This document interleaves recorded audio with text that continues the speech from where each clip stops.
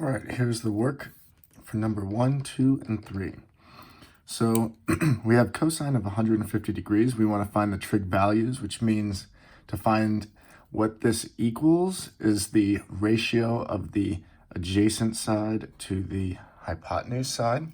So we are going to draw this in an XY coordinate, Cartesian coordinate graph here. So here's where 0 is. Here's 180, and then, so 0 degrees, then 90, 180 was over here, and this is 360 if we go all the way around the circle, 360. Now, of course, there's many other angles around here, but I always am basing things off of 0, 180, or 360 to figure out which quadrant my triangle is going to be in, or my angle is going to be in. So 150 degrees is starting here is 0, here's 90, and 150 is just short of 180. So the angle is somewhere in here. It doesn't matter if you draw it exactly at 150, but this is definitely quadrant 2 right here is where it would land. So this is 150 degrees this way. And then the triangle that we create here has to be always drawn at a 90-degree angle with the x-axis. So the 90-degree box is always on the x-axis. Don't accidentally draw it going to the y-axis. That would be bad. Every problem is this way.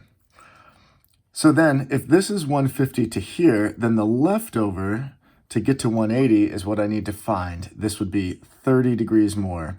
And that makes a 30, 60, 90. Don't label the 60 because that's not the angle we use. We use the angle right at the origin every time.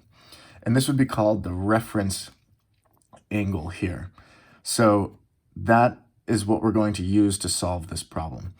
So 30 degrees creates a side length opposite of that is 1. Then the hypotenuse is 2. And then the adjacent is square root 3. Now, we think about this like as if it was an x coordinate going this way and a y coordinate going up to get to this point.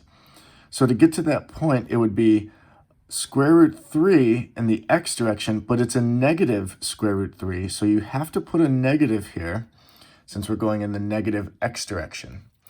Then we went up to 1 in the y direction, so that's up, so that's a positive 1. The hypotenuse here, 2, is always considered a positive. Every problem, the hypotenuse is always positive because that's like the radius of this circle from the center to the outside, and a radius is always positive. So now that I've got my triangle drawn, I've labeled the sides, I have my reference angle here. When I do cosine 150, I use this reference angle of 30 to find the adjacent negative square root 3 over the hypotenuse 2. And that's the answer.